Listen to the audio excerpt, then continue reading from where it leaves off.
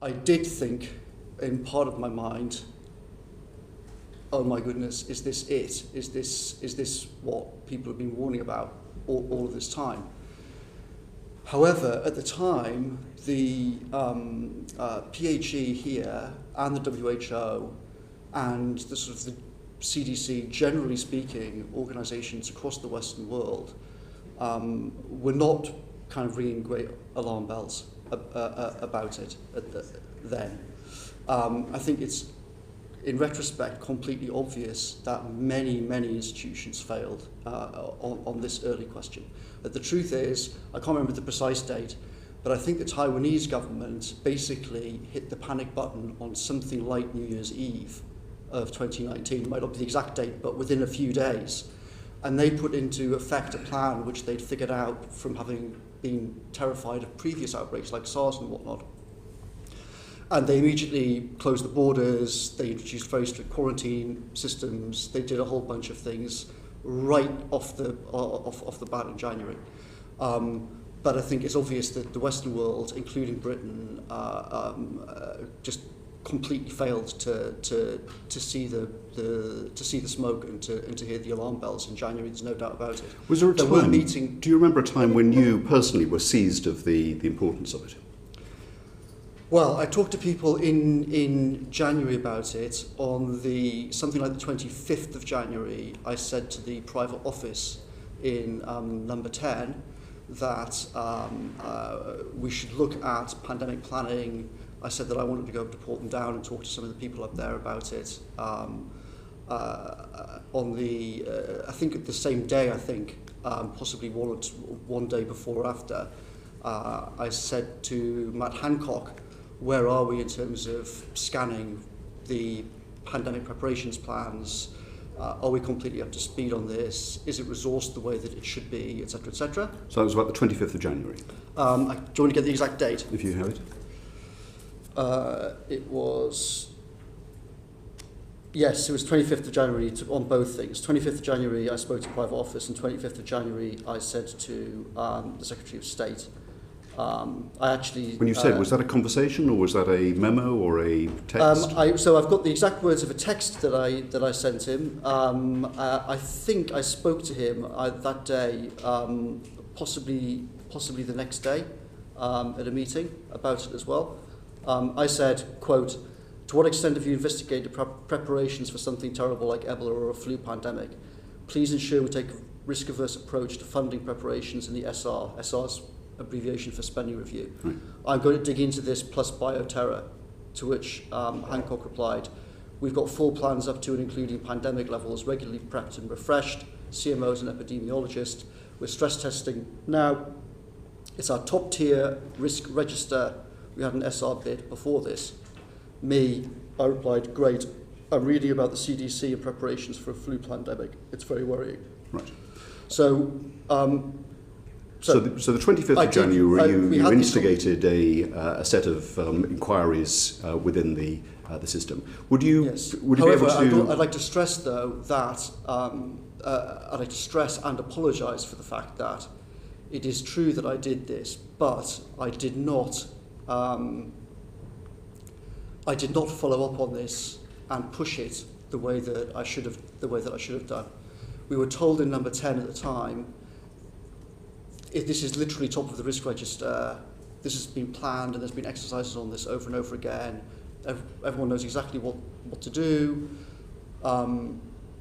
And it's sort of tragic and in a way that someone who wrote so often about running red teams and not trusting things and not digging into things, whilst I was running red teams on lots of other things in government at this time, I didn't do it on this. And it's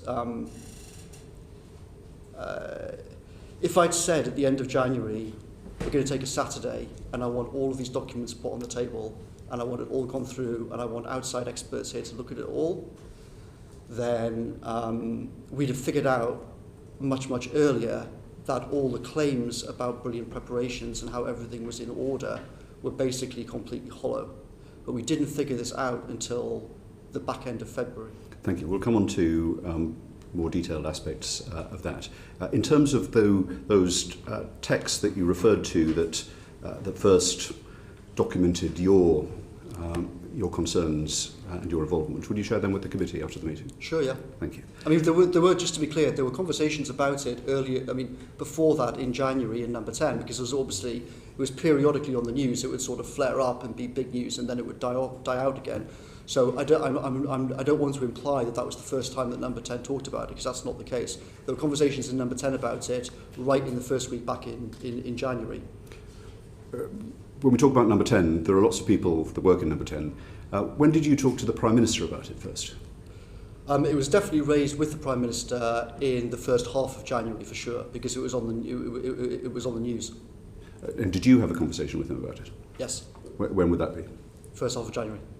And was that was a chat, a conversation rather than just general an exchange? Chat with me and other people. Yeah, I see. During the months that followed, was COVID the most important matter that you dealt with from January onwards? It sort of depends what you mean. I mean, retrospectively, it was the most important issue, obviously, but at the time... How did it feel at the time? The government, in no way, shape or form did the government act like in January like it was the most important thing. It didn't act like it was the most important thing in February, never mind in January. Well, what proportion of your time would you say, perhaps in those early months, February, for example, what proportion of your time was devoted to it in February? In January, not very much. In February, a lot. Of my personal time, a lot more.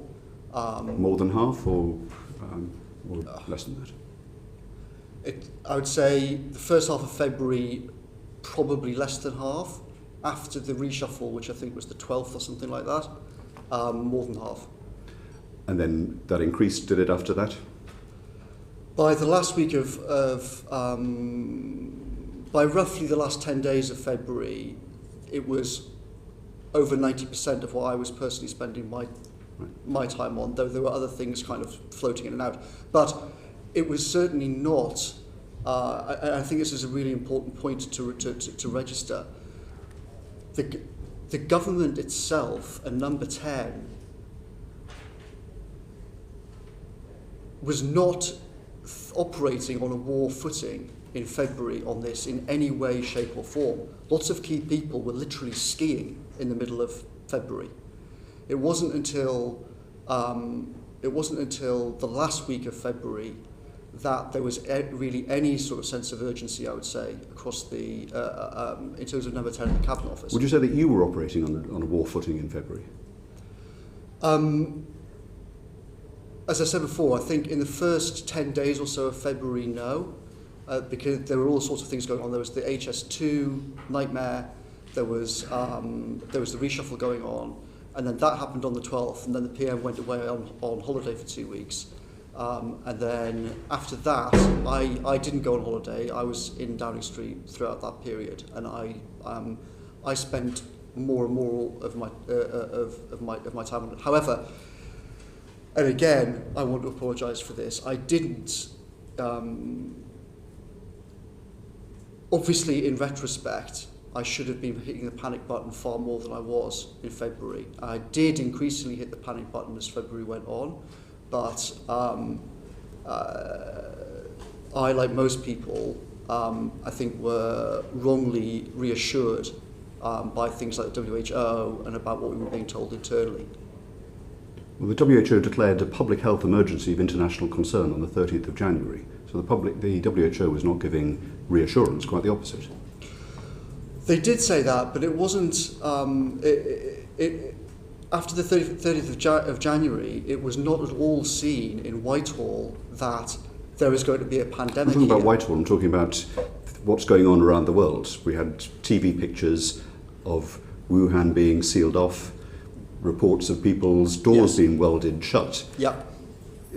Were you not aware of that at that time, Yes. towards the end of January? Right. Yes. And you weren't on a war footing, and you've explained that's something that you regret. Just kind of finally on this, you said that it didn't occupy the majority of your time during February, it increased over time. Just give a brief summary of what were the other things that you were dealing with, what were the principal demands in your time during February? There was Well, I was working very much on the whole kind of science and technology agenda. I was working on procurement reform. Ironically, in January and early Feb, one of the things that I spent most of my own time on was trying to get to grips with the procurement system. We ended up having to, and I had regular weekly meetings in the cabinet room on procurement in January and February to try and get to grips with the nightmare of that whole thing. Ironically, that was completely overtaken by the COVID. We had to bin the procurement meetings that I was running because of the procurement problems with COVID, if you see what I mean. So there was science, planning, procurement, science and anything technology. else? There were various national security issues that I was dealing with in February. But essentially, there was kind of the first 10 days of February, which were HS2, reshuffle, various things like that. And then the Prime Minister and other people went off on holiday. And then I was dealing with some of those things from the 12th, but then increasingly with COVID in the second half of the last 2 weeks of February. Okay. I also sent, so after the election, I hired a guy, a physicist called Ben Warner, and brought him into Number 10 to try and start to build a proper data and analytical office in Number 10, because one of the great problems that Number 10 had in 2019 when I was there was a huge lack of these kind of skills. So that was taking time. So I brought him in. I sent him off to start attending the SAGE meetings.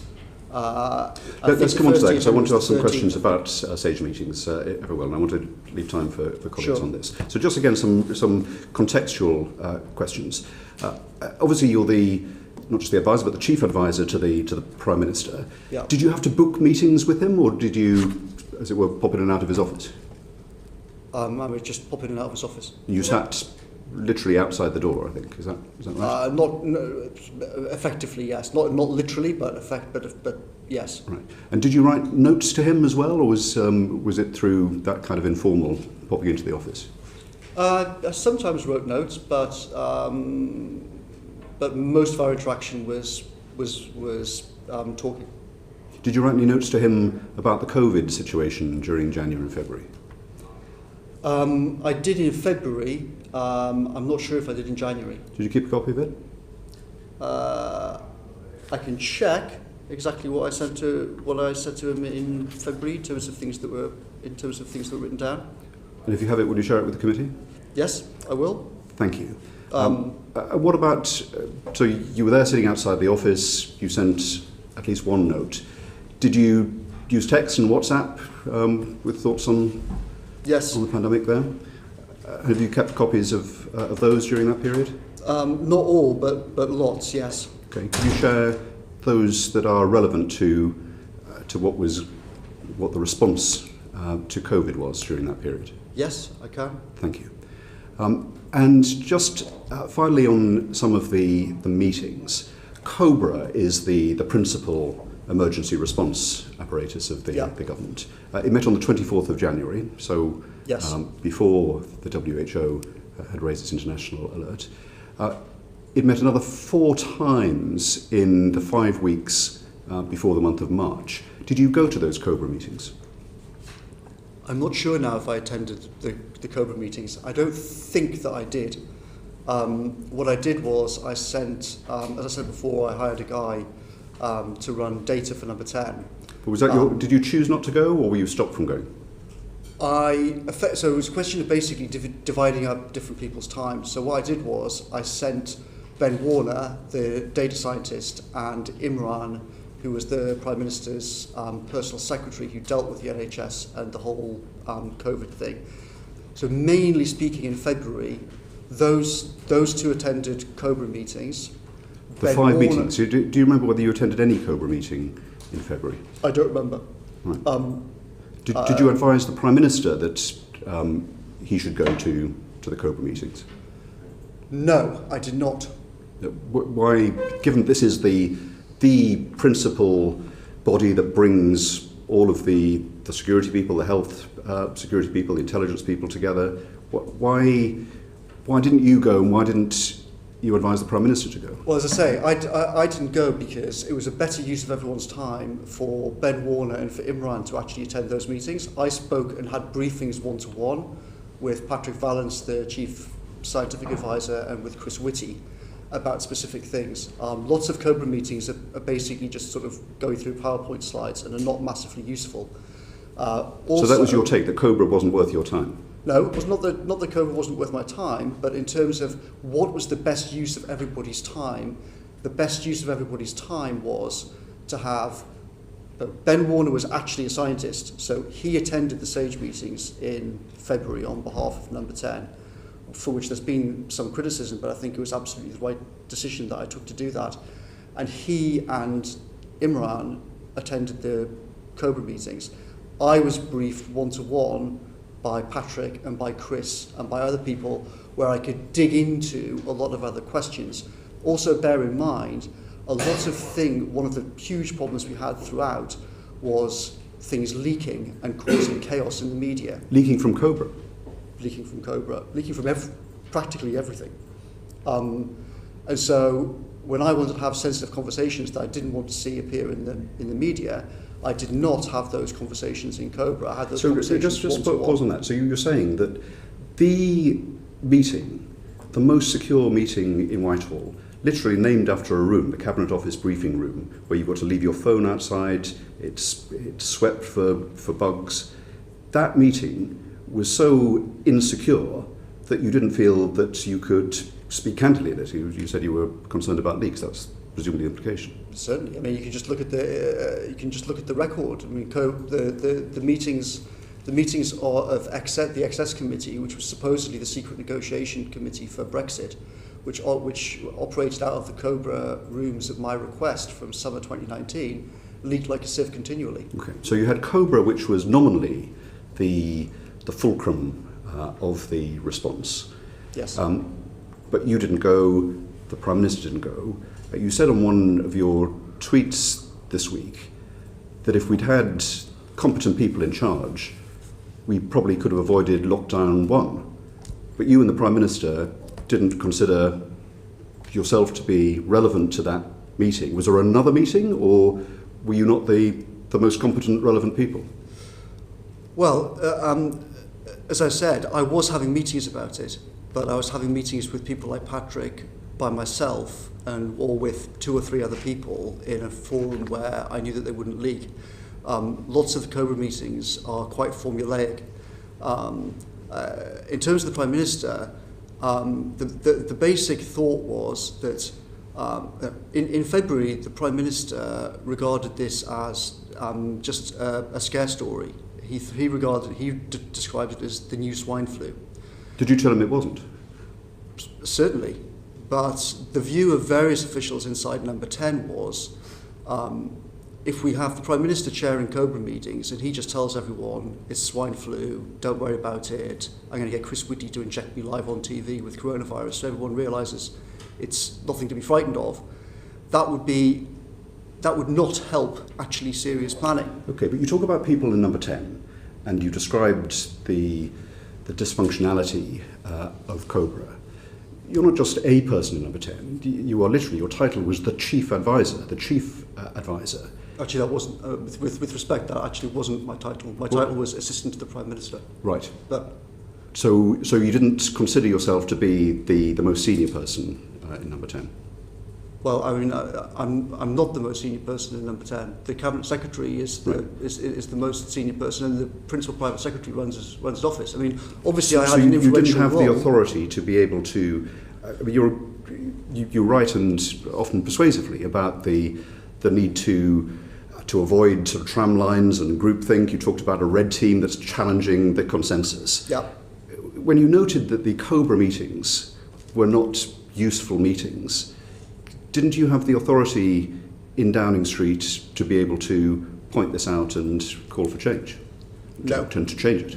No, there was lots of... My authority to change things in Downing Street is extremely limited. I mean, bear in mind, at the beginning of January, I tried extremely hard to have a huge office reorganisation because, as you guys will know yourselves, the whole Number 10 building is completely hopeless in terms of a working environment. I tried in January to get everybody to move to create a whole new office system so that we could actually be more effective. and I completely lost the argument. So there are all sorts of things I tried to do which, for better or worse, I did not win the argument on. I understand. Just finally, in terms of this background, we talked about Cobra. What about SAGE? SAGE met for the first time on the 22nd of January, then it met very frequently after that. Did you attend routinely the meetings of SAGE? I attended, I wouldn't say routinely, I attended some of them. I sent Ben Warner to attend all of them, and he did. Did you have the right to attend? You delegated to Ben Warner, but could you have gone yourself if you wanted? I could have done, yes. Yeah, I see. But again, I took the view that, so in a sense it's a slightly opposite problem of COBRA, whereas lots of COBRA meetings are just sort of reading out PowerPoints. The SAGE meetings, quite a lot of those are technical, involving technical questions, and I am not a technical person, I'm not a smart person, I couldn't understand a lot of the models and things like that were being discussed. Ben Warner's anyone reading your blogs would say training, that you had a facility with technical terms and discussions. That's wrong.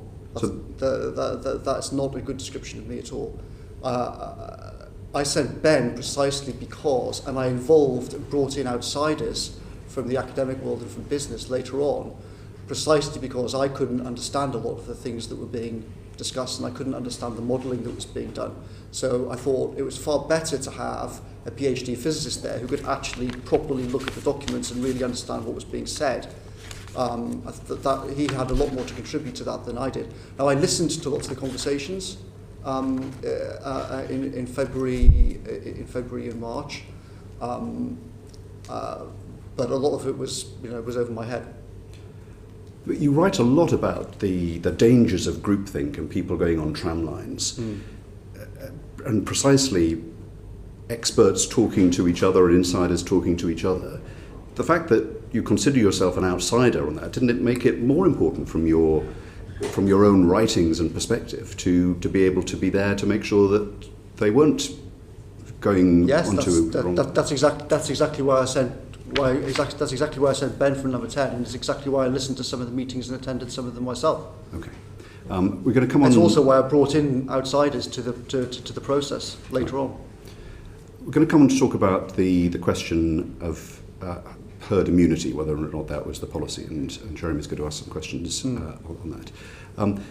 But finally, I mentioned your blog and the fact that you've been thinking for some time about specifically virus escapes and the consequences of pandemics. Why did you change your 2019 blog between April and May 2020 to refer to coronaviruses? Well, there's been a lot of funny things written about this. There's lots of media stories saying that I changed what I wrote, but those stories are all false. Not a single letter of what I wrote in 2019 was ever changed. In 2019, I wrote a blog that said, here is a huge problem, these gain-of-function experiments being done all over the world. Here is this big piece in the Bulletin of Atomic Scientists explaining it. So I wrote a blog, and then I quoted a big chunk of the Bulletin of Atomic Scientists thing, and then I wrote underneath, here's what I think about it, and this should be taken more seriously in Whitehall. Not a single letter of what I wrote was changed. What happened was I think it was May, sometime in the summer, not particularly important, after the first wave had happened, I was extremely confident and turned out to be completely wrong that the whole question about a lab leak would be shortly a massive issue, because I thought that Trump was going to make it a massive issue in the election against Biden, given that Obama's administration had funded some of the gain-of-function experiments in Wuhan itself. And I went back and looked at the Bulletin of Atomic Sciences piece that I'd originally quoted and said people should read this. And in that piece, it actually has a section on Wuhan itself and the BSL-2, BSL-3, BSL-4 facilities there. And I thought, geez, I sort of half remembered, half forgotten the whole thing. It was about a year before. I'm going to basically go back to the Bulletin of Atomic Science piece and paste a much bigger section than I did originally back on my blog, Because once Trump and everyone starts going on about this, everyone's going to be asking about it and seeing where did this argument come from and whatnot. And I wanted people to realise this isn't some weird thing that just popped up. People were ringing alarm bells about this a year ago. But therefore you changed Just to stress, not a single word of what I wrote was changed. All I did was paste over the bulletin, more from the Bulletin of Atomic Scientists. So you changed the blog by adding to it things that you thought were of current interest. Correct. Right. So that's clear. But the time that you did it, do you remember when you did it? It was between April and May of 2020. We know. Do you remember? It was reasonably shortly after I'd come back to work after being ill. So I came back to work on the 12th, 13th of April. Sometime I think over the next few weeks, because we were discussing the issue was starting to bubble around, and there were meetings about it in slide number 10. So wasn't that a pretty intense period? Did you have the leisure to be changing, to adding to your blog posts of a previous year? Well, as I said, I thought wrongly that it was going to become a massive issue, and I knew that everyone would start Googling the whole thing, and I wanted people to realise that people had been hitting the panic button about this a year earlier, and I thought it would be useful. I mean, if you look back at everything that I've written over the last 10 years, I've written over and over again about the problems like pandemics, natural or engineered, about crises, about the number 10 system. It frankly never occurred to me, given that I wrote tens of thousands of words about it, that people would get so head up about the whole thing. I just thought it was very useful for people to realise. And as you've seen in the news recently, there's now all sorts of things starting to come out from classified American sources suggesting that actually there were people ill with COVID in the Wuhan lab back in November. So I was completely wrong about the timing of it, but I do think it's a very important issue that needs to be addressed. Absolutely. It's not to say it's not interesting, but the tens of thousands of words that you wrote were not at a time when you were employed in public service to handle the most important emergency that the country has faced since the war. Sorry, I didn't quite understand. You say that the blog contains your reflections over the years. The tens of thousands of words that you wrote were written at times when you weren't employed in the role that you had during that time. I was perhaps expressing surprise that you had the time to be able to think about adding to or updating your blog when there were, as we'll probably come on to talk about, some pressing operational issues. I went back and reread the Bulletin of Atomic. Also bear in mind, at the time, this was an actual live issue. It's not just a sort of historical thing. When I went back to number 10 after the 12th, there were meetings in there then asking, is this engineered? Is it not engineered? Has it escaped from the lab? Has it not? What are the implications of all of this? So there were meetings with the Prime Minister, the National Security Team and whatnot about that question. Then I obviously can't go into any of the details about that, but it was a live issue. So I went back and reread not just that piece, but lots of pieces. Pasting over text into a blog takes 90 seconds. It's not like this was something that's lengthy. I mean, it's literally something that takes a minute or so. Okay, let's move on to this question of the policy or not of herd immunity. Yeah. Jeremy's going to lead the question on this, but just in handing over, just set out for us what I think you've referred to as being a crucial week, the week beginning Monday, the 9th of March. Just give us a brief summary of what happened in terms of the key meetings that week, and then Jeremy will have some questions on it. Would it be useful if I explain what the sort of the thinking about herd immunity now, or would? Yeah, I'll hand over to Jeremy now. Yeah, please go ahead. So I think that there's obviously lots of confusion in that the term can be used and is used differently by different people to mean different things. Essentially, the logic of the official plan from the Department of Health was that this disease is going to spread. Vaccines are not going to be relevant in any way, shape or form over the relevant time period. we were told it was essentially a certainty that there would be no vaccines available in 2020. Something else which turned out to be completely wrong, because as I think we'll come on to, it actually turns out we could have done vaccines much faster than happened and that we thought at the time. But at the time, the whole plan was based on the assumption that it was a certainty that there would be no vaccines in 2020. So the logic was, you can either have, if it's unconstrained, it will come in and there'll be a sharp peak like that, and it will completely swamp everything and huge disaster. The logical approach, therefore, is to introduce measures which delay that peak arriving and which push it down below the capacity of the health system.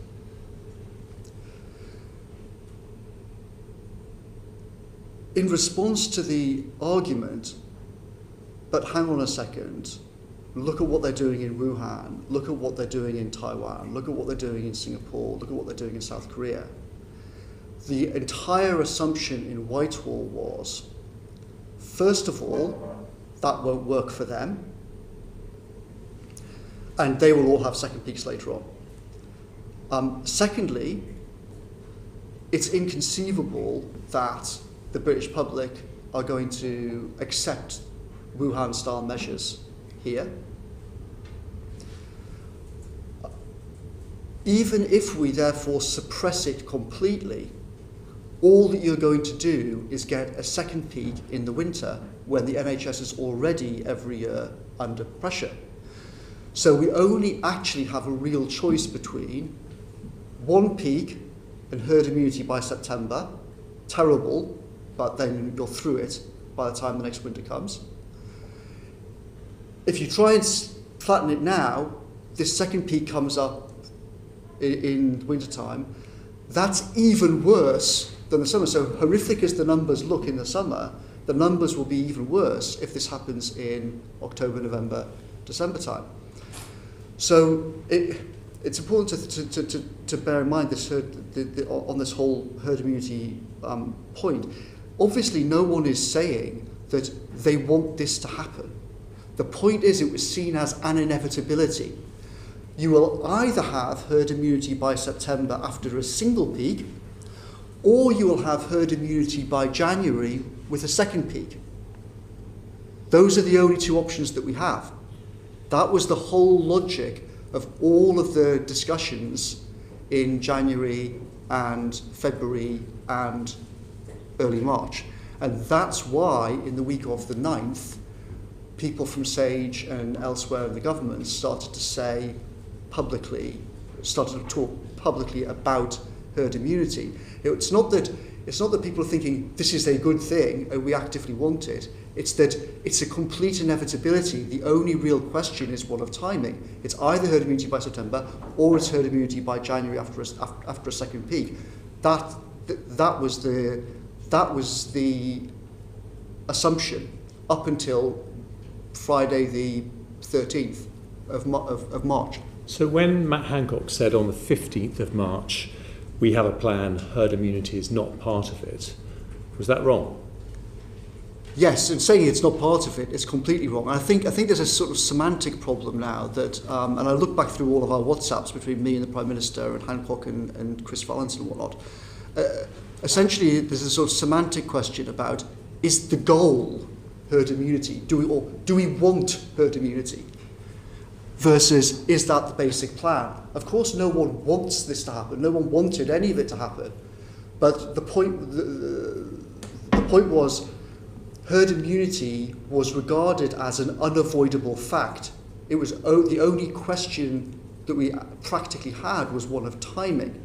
So, I mean, we can go through the chronology of it, but after some SAGE members said on the 11th publicly, well, you know, we're going to be shielding people, and then by the time they come out of shielding, the rest of the population will have herd immunity. That was the plan. I'm completely baffled as to why Number 10 is trying to deny that, because that was the official plan. You can see it in the COBRA documents that I brought along. Hancock himself and the chief scientist and the chief medical officer were all briefing senior journalists during the week of the 9th. This is what the official plan is. So let me ask you about the SAGE meeting on the 5th of March, which the minutes say you were at. Now, at that point on the 5th of March, it was 5 weeks since the WHO had said COVID was a public health emergency of international concern, and countries like China, Taiwan, Korea, even Australia and New Zealand were starting to lock their borders down, set up test and trace programs, stop mass events. But the minutes of that 5th of March meeting say that the only measures recommended were shielding the vulnerable and elderly. At that point, on the 5th of March, did you advise the Prime Minister that SAGE was wrong? No, I didn't. So I was ringing increasing alarm bells in the first half of March. But I had a sort of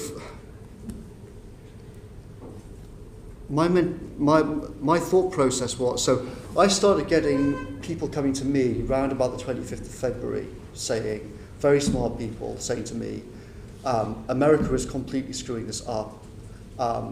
You should be really aggressive. Don't listen to all these people saying that there's no alternative to this. I personally am starting to take preparations. I'm buying things. We're going to have to lock down, etc., etc. But the official view all the way through the first half of March and actually into the week of the 16th of March was that would all be more dangerous. Now, my mindset was, I was really torn about the whole thing because in the first 10 days of March, I was increasingly being told by people, I think this is going wrong.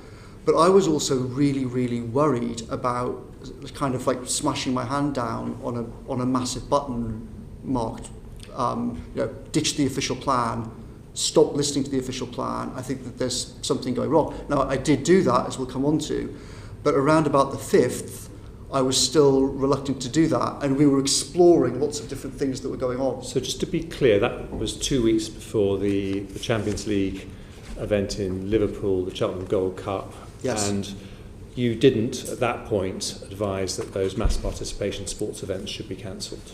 No.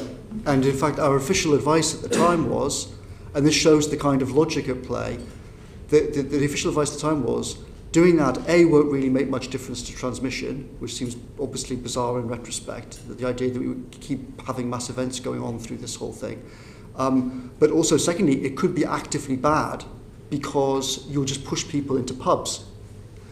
And of course, no one in the kind of official system in Department of Health drew the obvious logical conclusion, which was, well, shouldn't we be shutting all the pubs as well? The kind of, at this point, around about the 5th, the logic was, oh yeah, well obviously given we're not going to be closing pubs and closing retail and closing leisure and all of this, then I sort of see the point of the official advice. Because if you're not going to do those things, it does have a logic to it. Now, of course, the logic itself was completely flawed, but that's what the thinking was around the 5th of March.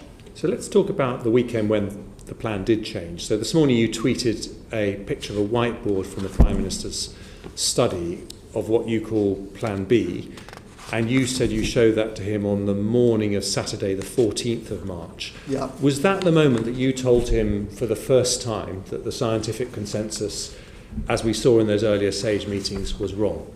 No, it wasn't the first time. So the data scientist Ben Warner was working in number 10. His brother, coincidentally and thankfully, was working with the NHS to help the NHS with building a whole data system and data dashboard to deal with COVID. He came to me on the 7th of March, and he had been in various meetings about the official plan. And he said to me, I'm really, really worried about this. It seems to me that people, this plan could easily be mad.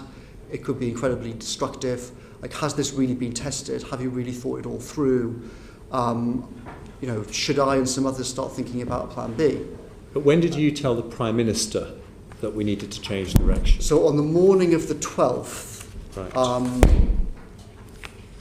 I said,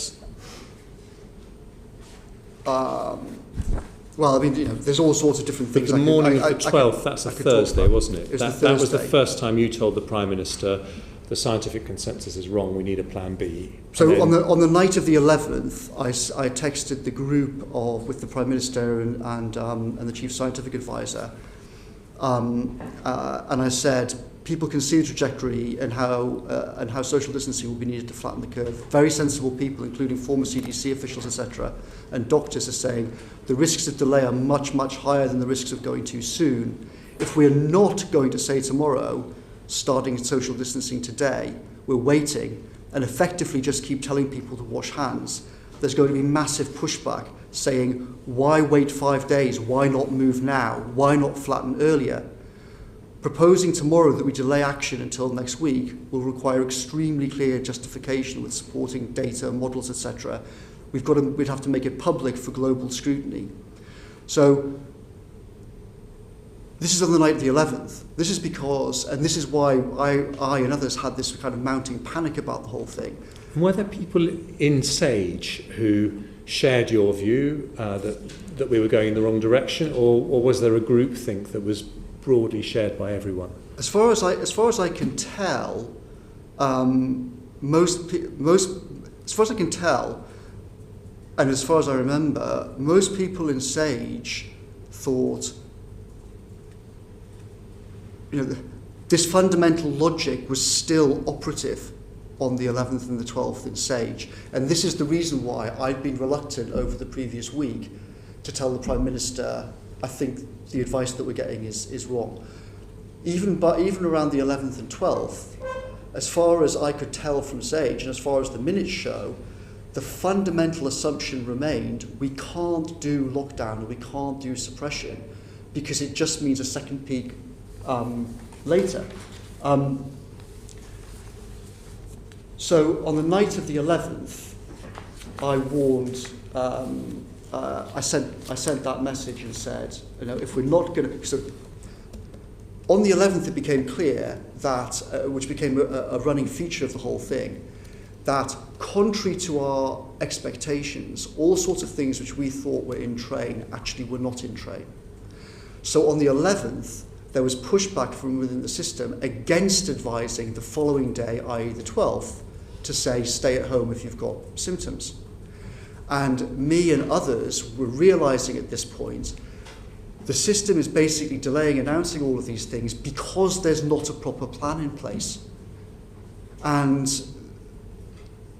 the justification is, oh, well, it doesn't really matter if it's now or in a week's time.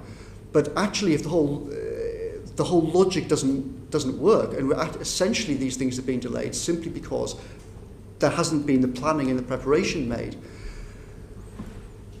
I wanted this to announce on the 12th, okay, the individuals stay at home, and also to push through the household quarantine as well. Let me just ask you briefly, how do we stop that happening in the future? Because there was a consensus about the way to do things. We know now with the benefit of hindsight that was wrong, but how would you change the structures and systems to prevent that kind of thing happening for a future pandemic? I mean, that's obviously a huge question. I think there's absolutely no doubt at all that the process by which Sage was secret, and overall the whole thinking around the strategy was secret, was an absolutely catastrophic mistake, because it meant that there wasn't proper scrutiny of the assumptions behind and the underlying logic behind it. Actually, Sage agreed about this. When I said on the 11th, we're going to have to make all these models public and whatnot, there wasn't pushback from Sage, and there wasn't pushback from Patrick Vallance either. Patrick actually agreed with me. And when I said we should just publish the code for the models so people can actually play with the code themselves and see what the hell these models are, Patrick also agreed and said to Sage that we should do that. The problem is, by the time we were doing this, it was too late. By the 11th to the 12th, we'd already gone terribly wrong. Now, if you see this document here, in terms of your previous question, Jeremy, what are the documents? This is from a COBRA document and a dashboard document It actually was in various documents over this time period. I put it on my Twitter feed, but it has this graph here. This was the logic from SAGE, and this was the logic in the Department of Health at the time. You see, the black line there is do nothing. The blue line there is do a little bit. The green line is do a kind of Wuhan style, not necessarily Wuhan, but in that direction, suppression essentially. And as it says, very stringent social behavioural interventions, such as those in China, have the potential to prevent major epidemic establishing, but risks large epidemic re-establishing. The advised approach seeks to avoid this possibility. So this is actually after the crucial meetings on the 13th and the 14th. This graph kept appearing 15th, 16th, 17th. This remained the official logic for days. You've described the behavioural scientists who advised SAGE on Spy B, I think it was, as charlatans, and be very critical of the advice they got about how people would react to a lockdown. Did you at the time commission research to challenge that view? So we definitely did challenge it. Just to correct that, I didn't say that everybody involved with Spy B were charlatans, and that's not the case. The problem is that in this field of behavioural science, there are a lot of charlatans. And anybody who's been involved with the political world knows that the whole field is riddled with duff studies, memes that people believe are true but aren't true. And there's no doubt whatsoever that this actually was a critical part of the false groupthink. One of the critical things that was completely wrong in the whole official thinking in SAGE and in the Department of Health in February, March was the British public will not accept a lockdown. Secondly, the British public will not accept what was thought of as a kind of East Asian style track and trace type system and the infringements of liberty around that. Those two assumptions were completely central to the official plan and were both obviously completely wrong. And in the first half of March, this was raised sometimes in the Prime Minister's office, and me and others were literally pointing at the TV screen of Lombardy and saying, "Look at what's happening in Lombardy. We are getting text messages on our own phones from our own family saying what's going on." This assumption that the public won't, basically aren't that frightened and don't want to have a lockdown is false, and we should abandon it. But there's no doubt that was an extremely important thing. Two final questions from me about that period. So on Monday the 16th of March, the Prime Minister did announce a change of tack and people were advised to socially distance, but pubs and restaurants were not closed, mass sports events were not stopped. Did you advise that we should be going further at that point, or did you go along with that softer version of the lockdown? So can I backtrack, because I think we need to understand the crucial period between the Thursday the 12th and the Sunday when things started to change. So on the 12th, we started. It was a completely surreal day because. So I sent a message to the Prime Minister at 7:48 that morning, and forgive the language that this is expressed in, but I might as well just say what I actually said. We've got big problems coming. The Cabinet Office is terrifyingly shit. No plans, totally behind the pace. We must announce today, not next week. If you feel ill with cold or flu, stay home. Some around the system want to delay because they haven't done the work. We must force the pace. We're looking at 100 to 500,000 deaths between optimistic and pessimistic scenarios. You've got to chair the daily meetings in the Cabinet room, not COBRA, because the COBRA system just couldn't work. We couldn't get all the data in properly. It didn't work for a kind of open thing. So that's how the day started off, with us thinking, okay, today is going to be all about COVID and whether or not we're going to announce the household quarantine. We then got completely derailed because in the morning of the 12th, suddenly the national security people came in and said, Trump wants us to join a bombing campaign in the Middle East tonight. And we need to start having meetings about that through the day with Cobra as well. So everything to do with Cobra that day was on COVID was completely disrupted because you had these two parallel sets of meetings. You had the national security people running in and out talking about, are we going to bomb the Middle East? And we had the Cobra meeting being delayed and whatnot as we were trying to figure out, are we going to do household quarantine? And then to add to it sounds so surreal it couldn't possibly be true, that day the Times had run a huge story about the Prime Minister and his girlfriend and their dog. And the Prime Minister's girlfriend was going completely crackers about this story and demanding that the press office deal with that. So we had this sort of completely insane situation in which part of the building was saying, are we going to bomb Iraq? Part of the building was arguing about whether or not we're going to do quarantine or not do quarantine. The Prime Minister has his girlfriend going crackers about something completely trivial. And you have all of these meetings kind of going on through the course of the 12th.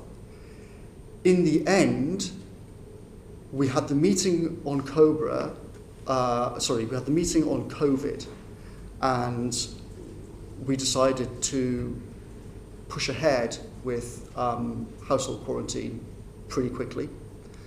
Fortunately, thank God, the Attorney General persuaded the Prime Minister not to go along with the whole bombing campaign.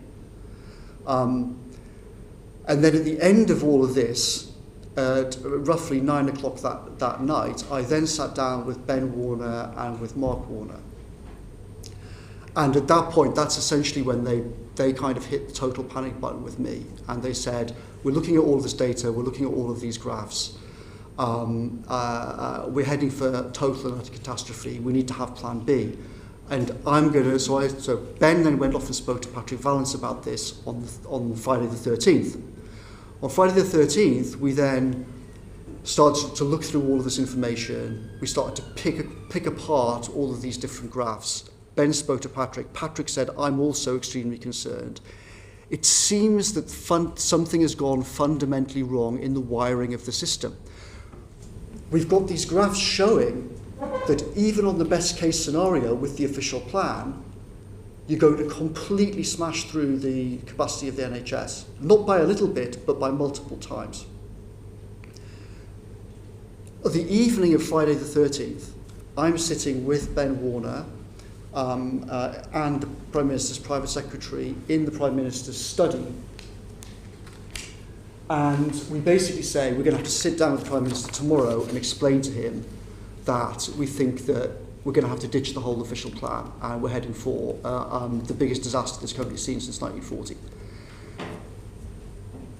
This is the whiteboard. I put it on my Twitter account, and I've also sent it to some journalists. Hopefully it'll be on, you can be able to see it on the internet, and you've got copies of it here. This has essentially Plan B sketched on it. The timestamp is 9 minutes past 8 on the Friday night. So essentially what's happening at this point is we're thinking, what do we do on this?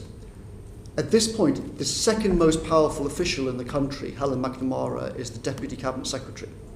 She walked into the office while we're looking at this whiteboard. She says, I've just been talking to the official, Mark Sweeney, who is in charge of coordinating with the Department for Health.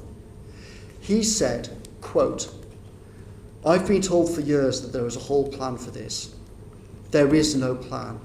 We're in huge trouble. I've come through here Helen McNamara said, I've come through here to the Prime Minister's office to tell you all, quote, I think we are absolutely fucked. I think this country's heading for a disaster. I think we're going to kill thousands of people. As soon as I've been told this, I've come through to see you. It seems from the conversation that you're having that that's correct. And I said, I think you're right. I think it is a disaster. I'm going to speak to the Prime Minister about it tomorrow. We're trying to sketch out here what Plan B is. But I just want to be clear, because on the 14th you had that meeting, things changed, but on the 16th we did not close pubs, restaurants or ban mass sports events for another week. Correct. And I just want to understand, was your advice that we should go ahead and do all those things from the Monday when that advice was rejected, or did you not advise that? So if you, this is the other whiteboard. Could you just answer that question? Because I think that's very important we know. Yep. Did you advise that those things should happen? So yes and no. On the Saturday, we had the official meeting in the morning in the cabinet room. After the official meeting ended, I then got the Prime Minister into his study with me and Ben Warner and Mark Warner and the Prime Minister's private secretary for health. And we showed him... Sorry, could we just get to the question? I just really want to understand, did you or did you not advise that pubs, restaurants should be shut? Yes or no? As I say, yes, you but it's more complicated than that. So we showed him this graph, and It has here no mitigation, our plan. Yeah. This is all the NHS broken. Here's an actual plan, which is lockdown. I'm really sorry, but I just want to be clear. So you did advise him, and he rejected that advice, and the pubs and restaurants and mass sports events carried on for another week. Is that correct? So it's more complicated, as I said. We said on the 14th, we are going to have to lock down. We are going to have to get there as soon as we possibly can. All of you are being shown. So we'll come back to the kind of logic. The basic answer to your question is yes. On the 14th, we said to the Prime Minister, you are going to have to lock down. But there is no lockdown plan. It doesn't exist. SAGE haven't modelled it. DH don't have a plan. We are going to have to figure out and hack together a lockdown plan. So it wasn't so much that you rejected your advice, it was just that we weren't physically ready to proceed on that basis, and we needed longer to work up how you would do things like that. Is that the broad picture? Sort of. Essentially, the Prime Minister, quite reasonably, this was like, imagine, this is like a scene from Independence Day with Jeff Goldblum saying the aliens are here and your whole plan is broken and you need a new plan, right? That is what the scene was like that morning with Ben Warner in the Jeff Goldblum role. He took the Prime Minister through all the graphs and through the NHS graphs and showed him the system is thinking that this is all weeks and weeks and weeks away. You're being shown all of these graphs about time to peak of the epidemic in June, but this is all completely wrong. The NHS is going to be smashed in weeks, we understand and we've that. Got days. Thank you. I just want to ask a final question because lots of colleagues want to come in, and it's about your role. So you're correct, your title was Assistant to the Prime Minister, but you were really the most powerful person in Downing Street after the Prime Minister, because everyone knew that he listened to you more than he listened to any civil servant, more than he listened actually to any cabinet minister. But you didn't advise him, in your own words, to change tack until the night of the 11th of March, and you didn't have a meeting to discuss that until the 14th of March, 6 weeks after our first case, 6 weeks after the World Health Organization had raised the alarm. You didn't advise him to cancel the Cheltenham Gold Cup, the Champions League matches, to lock down the borders, the things that could have prevented a lockdown. Now, he would have thought, I've not just got the scientific establishment who are telling me I don't need to lock down, I've actually got Dom, who's really interested in science and even goes along to the SAGE meetings as well. So do you not recognise that that was a massive failure on your part as his chief advisor, that you took so long to come to him with advice to change tack? I think that there's no doubt, in retrospect, that yes, it was a huge failing of mine, and I bitterly regret that I didn't kind of hit the emergency panic button earlier than I did. I think, in retrospect, there's no doubt that I was wrong not to. All I can say is that my worry was, like, my mental sort of state at the time was, on the one hand, you could sort of know from the last week of February that a whole bunch of things are wrong. It was clear in all the meetings with the PHE, everybody, that everything was going wrong. Everything we pushed, everything we probed, everything was wrong, bad, terrible.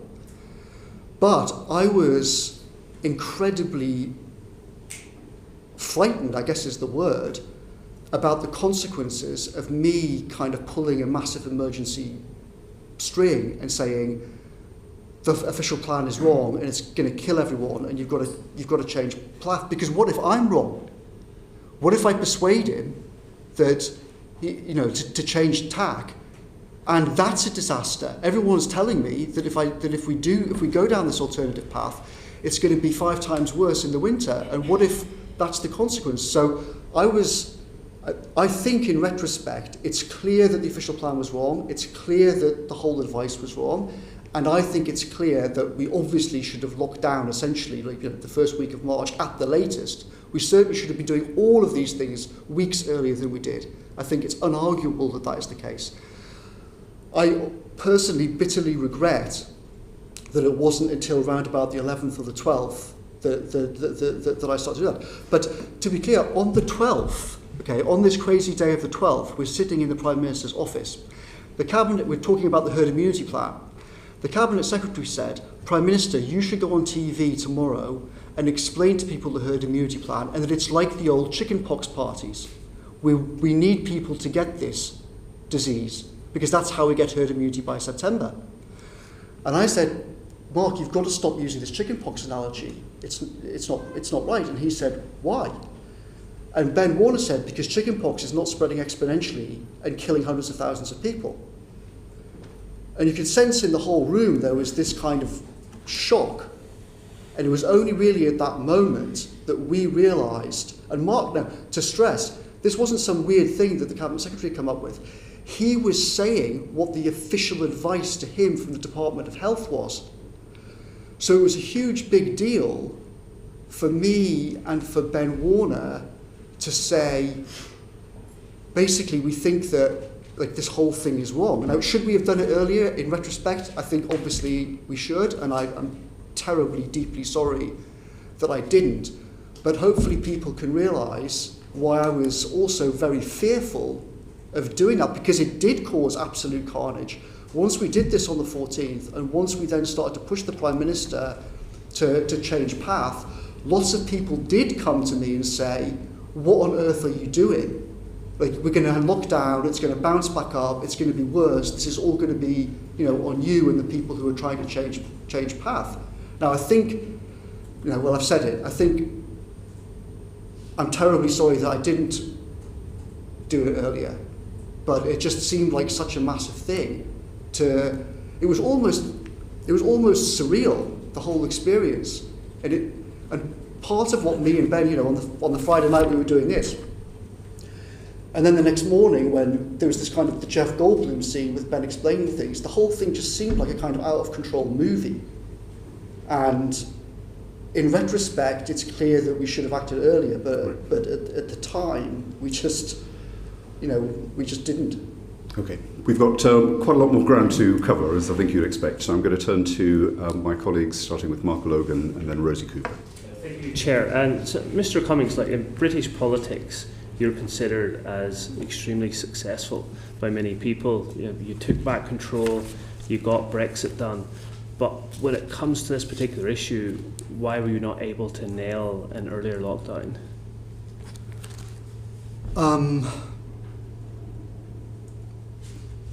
I didn't pay enough attention to it early enough, for sure.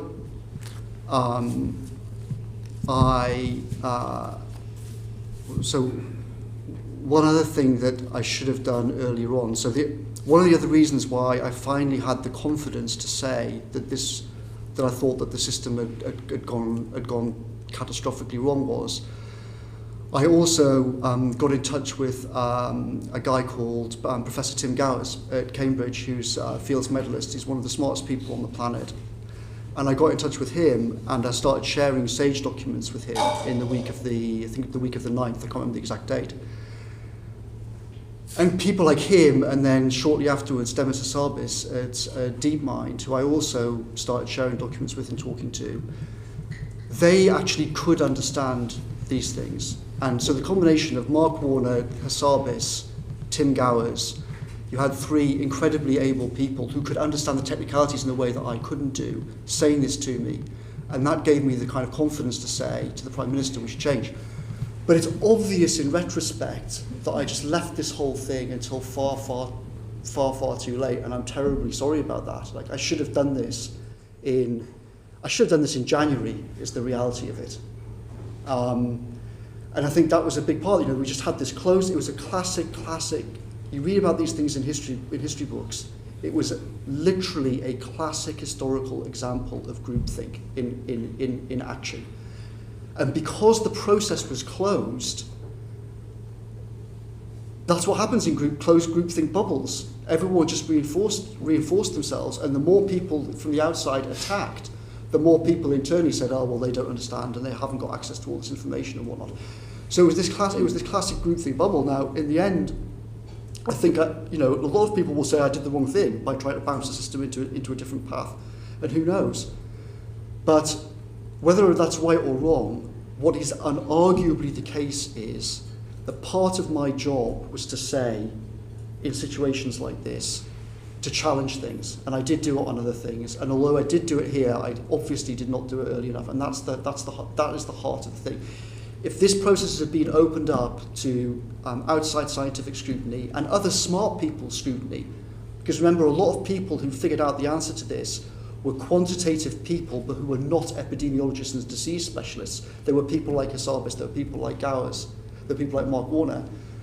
If we'd opened the process up to them in January and put all of these assumptions out on the table, we'd have figured out at least six weeks earlier that there was an alternative plan. And this whole thing of, well, you've only got a choice between that peak or delay and then that peak is complete garbage.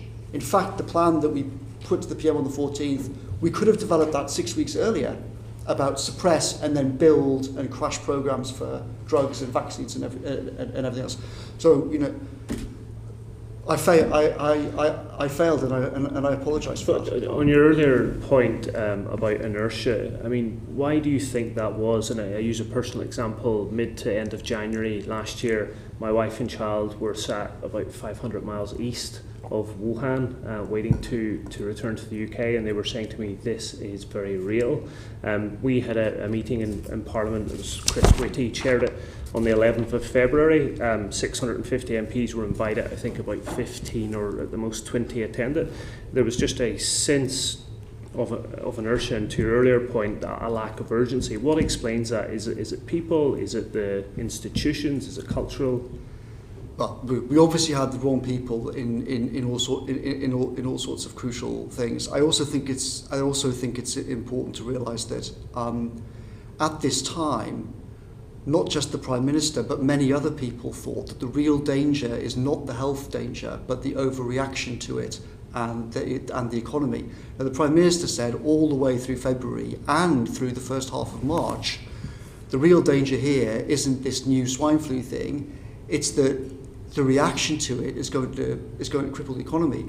And to be fair to the Prime Minister, although I think he was completely wrong, lots of other senior people in Whitehall had the same view, that the real danger was the economic one. And it was because of this groupthink that people, and also the fact that all of these health graphs about the lack of urgency, I think this is an incredibly important point, which I should have explained before. All of these graphs had time to peak with 12 weeks away, right? So when we're talking about meetings in the week of the 9th, when people like the Warners were saying, panic, advance, everyone was thinking, we've got ages to think about this. The peak is not until June. We've got weeks to potentially make decisions about these things. There was a fundamental misunderstanding about how far this already was in the country, how fast it was spreading in the country. The lack of testing data was an absolutely critical disaster because we didn't realise early enough how far it had already spread. So all these graphs are like this, showing peak in June, whereas the real graph was like that, and we were already much further up it. And we didn't realise that, though, until after we'd even locked down. Even a week after we locked down on the 23rd of March, official graphs were still showing this thing going up and peaking in June, even though we already knew from the numbers inside the ICUs and deaths that the official graphs had to be completely wrong. Do you see what I mean? So this, like, part of the lack of urgency was the testing data was wrong, The graphs that we were shown on the models were all wrong because they were all pushed out to the right. And that massively contributed to the whole lack of urgency. Further, another critical thing was this, the reasonable worst case scenario planning system. Now, there's a guy called Phil Tetlock wrote a book, and in that book he said you should not use words like reasonable and probable and likely because it confuses everybody.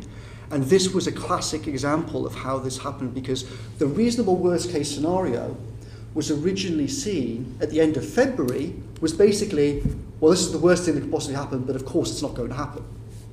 In the first week of March, I was told, well, there's a 20% chance that it could happen. On the 2nd, I think, of March, I was told, officially, there's a 20% chance that the reasonable worst case scenario could happen, right? That's the 2nd of March.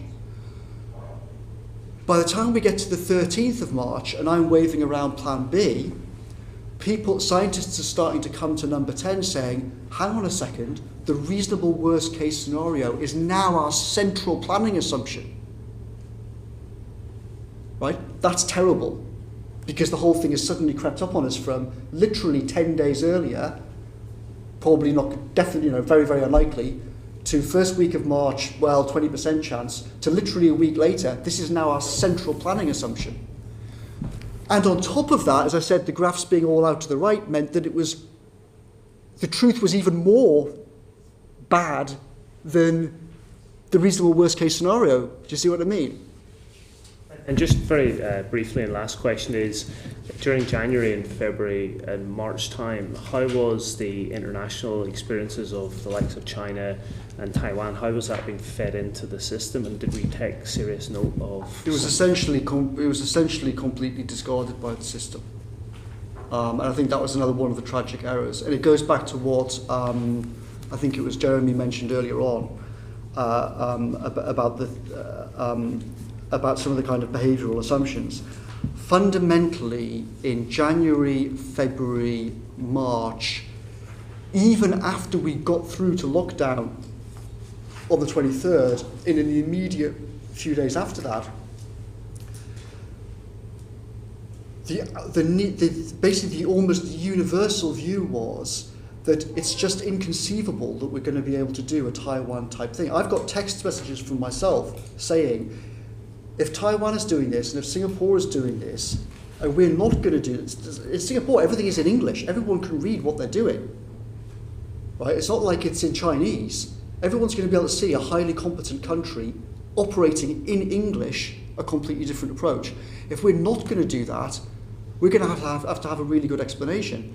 But the basic default mode was, this country's not East Asian, the people won't wear it, and it's just it's impossible. And it was only after we started to push through this idea of Plan B. This is why, for example, testing stopped. Right? Remember, testing basically stopped, and the government officially said, oh, well, there's no point testing everyone anymore. Now, what obviously should have been happening is that in January we've been ramping up testing massively. In January we should have been saying... Come on to testing in the next sessions. But hopefully that explains. Fundamentally, this groupthink, the groupthink about there's no option apart from one peak or the second peak, was completely tied together with the East Asian approach is simply completely politically, technically, in every sense, not viable in this country. And that didn't change until after the kind of weekend of the 14th, 15th, as we tried to kind of push through Plan B. Thank you, Mr. Cummings. Thank you very much indeed. We'll go to Rosie Cooper, then Rebecca Long-Bailey. Thank you. Good morning, Mr. Cummings. The chair has asked you about the long delays in publishing SAGE papers, and you described even more worryingly COBRA meetings leaking. So why not gain the public trust and publish the papers? Were there political barriers to having those papers published? There were. So as I said, when I talked to Patrick Vance about this, Patrick actually was completely supportive of it, as you would expect from a good scientist. He said, I think that's correct, we should publish all of these things, we should publish the code for the models. So there was no pushback from Patrick at all, or from Chris Whitty. As far as I'm aware, there was no pushback from SAGE either. I think the problem was that by the time we kind of had this conversation, we were sort of into a crisis, if you see what I mean. What should have happened is we had that conversation in January and then published everything then, and that would have saved our bacon. We didn't really have the conversation about publishing things until the week of the 9th, when we were already, sort of dangling over the cliff. Rosie? Well, okay. I think the public will be very, very disturbed to hear the picture you paint, which is a chaotic picture, almost a pick and mix attitude to scientific evidence, talk of sending the virus packing in 12 weeks, chickenpox parties, and there's an alleged comment from the Prime Minister of bodies piling up in the street. You might want to comment on that. But all the while, in its coordinating role, the Department of Health led specifically on PPE procurement and the design and setup of test and trace. So they did that on a largely outsourced business model, no penalty clauses for bad performance. And all we're really hearing here is incompetence, chaos. So how would you rate the performance of the Department of Health, the Secretary of State? Outstanding, good, requires improvement, or inadequate, and why? I think that there was some brilliant, like in much of the government system, there was many brilliant people at relatively junior and middle levels who were terribly let down by senior leadership. I think that the Secretary of State for Health should have been fired for at least 15, 20 things, including lying to everybody in multiple occasions, in meeting after meeting in the Cabinet room and publicly. Rosie? Oh dear. In that case, do you think people should be worried about facing corporate manslaughter charges? I don't know about that because I don't really know what the kind of laws are and the rules are, but I think that there is no doubt that many senior people were just terrible. As I said in my opening statement, I think there's no doubt at all that many senior people performed far, far disastrously below the standards which the country has a right to expect. I think that the Secretary of State for Health is certainly one of those people. I said repeatedly to the Prime Minister that he should be fired. So did the Cabinet Secretary, so did many other senior people. Thank you. In the evidence we've heard so far, and I do understand that we're going to come on to test and trace later, but I wonder if you could comment on why the financial incentives for people with COVID-19 to self-isolate were so fundamentally weak. They were fatally weak, and that is a big problem for the spread of this disease. I think that's right. I think that the Chancellor did an absolutely outstanding job on furlough. But I would point out that him and his team, he had some brilliant people, a guy called Mike Webb, Tim Loynig, Liam Booth-Smith. That team had to basically create the whole furlough scheme completely out of thin air in just a few days. There wasn't any plan for furlough at all. Nothing, zero, nada. They had to completely pull that out of nothing. And the problem that you're describing about the financial incentives on COVID and isolation is, you are obviously completely correct. There should have been a whole plan, but like on testing, like on shielding, there was no plan. When we got to that point and said, right, what are we going to do on financial incentives? There wasn't any plan. Now, if you go back to the 3rd, the government published a document on the 3rd, which was the contain, mitigate, delay thing.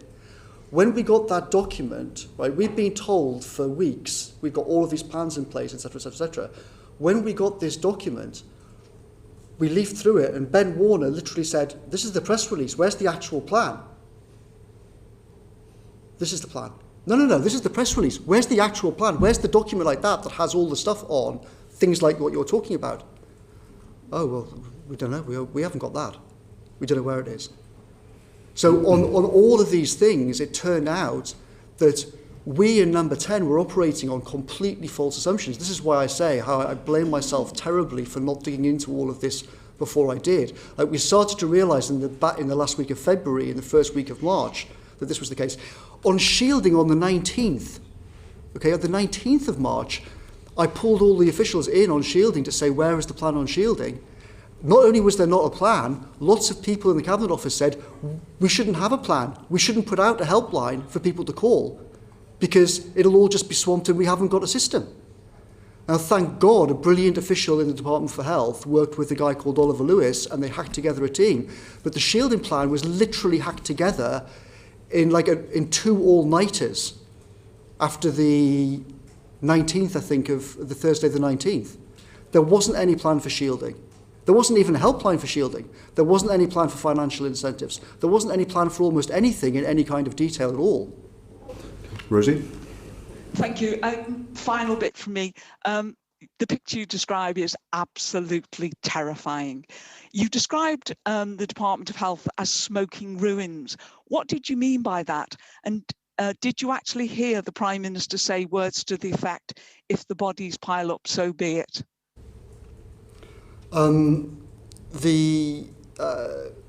did I describe the Department of Health as a smoking ruin? Well, because, as I said, there were lots of great people in it, but the procurement system with which they were operating was just completely hopeless. It wasn't set up at all there wasn't any system set up to deal with proper emergency procurement. I'll give you an example of this. On the 20, I think it was the day that the Prime Minister tested positive, whatever that Friday was, the 27th, I think. In that meeting, we were told at the Cabinet table by officials that the Department of Health had been turning down ventilators because the price had been marked up. I mean, it's completely beggars belief that sort of thing was happening. When I was having PPE meetings around the Cabinet room table, we were told, oh, well, the PPE won't arrive, this obviously is not going to arrive for months. Well, why is it not going to arrive for months? Well, because it takes that long to ship. Why are you shipping it? Well, we ship it because that's what we always do. But hang on, we're going to have a peak in the NHS around about mid-April, and you're shipping things from China that are going to arrive in months' time, and all the airplanes are not flying. Leave this meeting, commandeer the planes, fly them to China, drop them at the nearest airfield, pick up our stuff, fly it back. At this point, we had Trump sending the CIA around trying to gazump everybody on PPE. But the whole through treacle on all of these sorts of things, there wasn't an emergency fast-track process for people to deal with these kind of things. That's why I described it as smoking ruin. And that's why the Cabinet Secretary quite rightly said, we've got to basically divvy